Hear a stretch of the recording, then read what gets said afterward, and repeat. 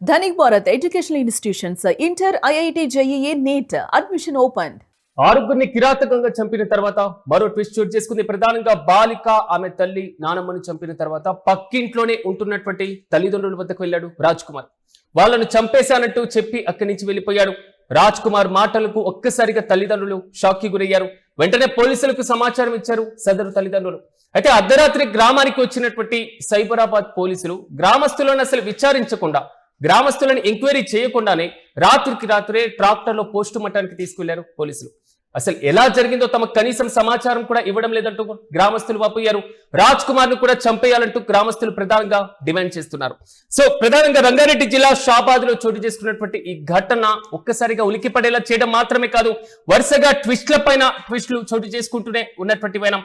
పోలీసుల స్టేషన్ నుంచి ఎఫ్ఐఆర్ లేకుండా బెయిల్ పైన బయటకు వచ్చినటువంటి రాజ్ కుమార్ తనతో ఉన్నటువంటి పగను, తనలో ఉన్నటువంటి క్రూరత్వాన్ని ఒక్కసారిగా బయటపెట్టడం, మద్యం మత్తులో బాలికతో పాటుగా ఆమె నాయనమ్మ తల్లిని కూడా చంపేసిన తర్వాత పక్కింట్లో ఉంటున్నటువంటి వాళ్ళ తల్లిదండ్రుల దగ్గరికి వెళ్ళినట్లుగా తెలుస్తుంది.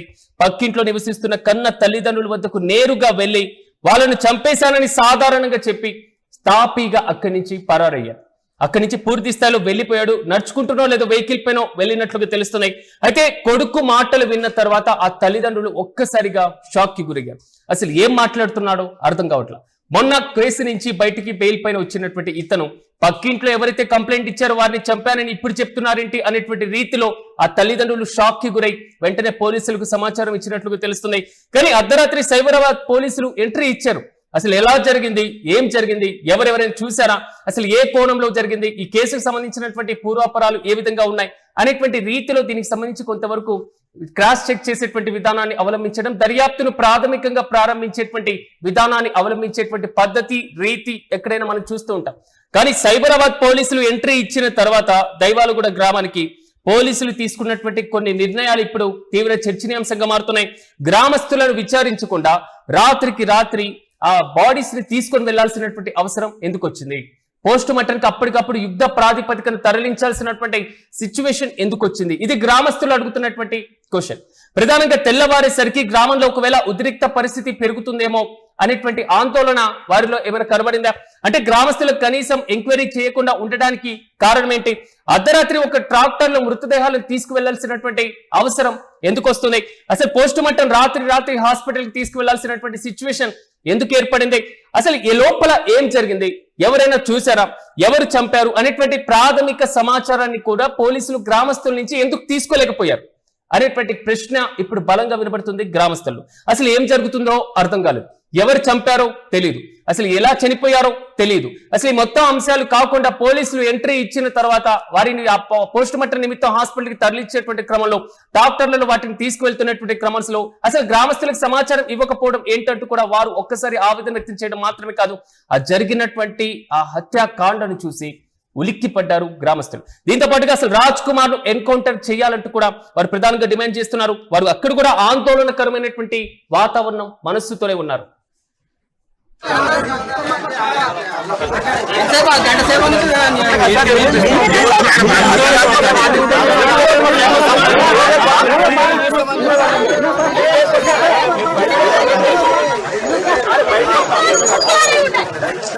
అప్పుడు కూడా కిరాణాలు, అప్పుడు కూడా ఇదే వచ్చి కూడా ఇప్పుడు కూడా మీరు వచ్చి కూడా ఇప్పుడు వాళ్ళకు పోట్లేం మీరు అంటారా అని అన్నట్లే. మేము ఇప్పుడు రాజ్ కుమార్ ఎన్నెండు పట్టుకుంటారు చెప్పండి.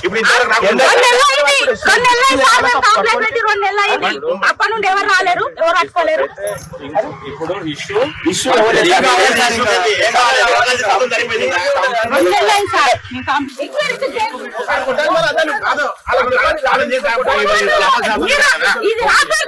మీ ఊరలంతా ఒకటి రావాలి, అంటేనన్నా మీ ఊరలంతా ఒకటి కావాలి.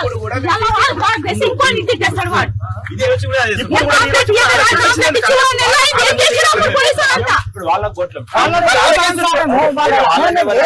అంటారా అని అన్నట్లే. మేము ఇప్పుడు వాడి పిల్లల తమ్ముళ్ళగా చూసుకున్న వాడు ఇంత ద్రోహం చేశాడని నాకు తెలియదు. మేము కేసులు కూడా వేసాం, వాడు హరాస్మెంట్ కేసు కూడా పెట్టాం. మేము హరాస్మెంట్ కేసు కి వాళ్ళు ఏమి రెస్పాన్స్ రాక పోలీసు వాళ్ళ నిర్వాహక ఇది పోలీసు వాళ్ళు మొత్తం పోలీసు వాళ్ళు చేశారు ఇదంతా.